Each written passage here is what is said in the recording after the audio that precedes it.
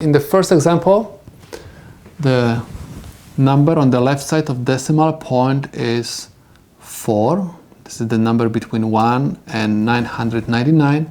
And I have power of 10 with the exponent, which is multiple of 3. Simply, this problem is already written in engineering notation, so I don't have to change anything over here. So this is the solution to the problem. If you are going to look at the second example, I have 9 on the left side of decimal point. 9 is the number between 1 and 999, but my exponent is not multiple of 3. Okay, so for sure I have to move my decimal point to right, because if you are going to move to the left, you are going to create 0 on the left side of decimal point. We don't want to have that. Okay, so the question is, how many times I have to move my decimal point? -4.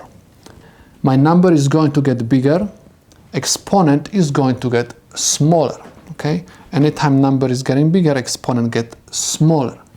My exponent is between -3 and -6.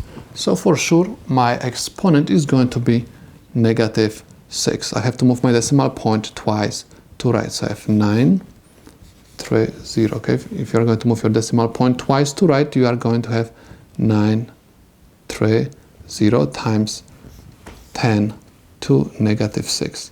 The number on the left side of the decimal point is between 1 and 999, and power of 10 has exponent, which is multiple of 3, so this is the solution to the problem. Let's take a look at the third example. Now, the number on the left side of the decimal point is between 1 and 999, but the exponent of power of 10 is not multiple of 3 or 0. Okay, we are between 0 and 3. The closest exponent is 0. So let's take a look what will happen if I'm going to decrease the exponent. If exponent goes down, number goes up. Okay, so I went down with my exponent, so I'm going to have 10 to 0. My decimal point has to go once to right because number has to get bigger. And I got 20 times 10 to 0. The number on the left side of decimal point is between 1 and 999, and the power of 10 has exponent 0. That's why this is the solution to my problem.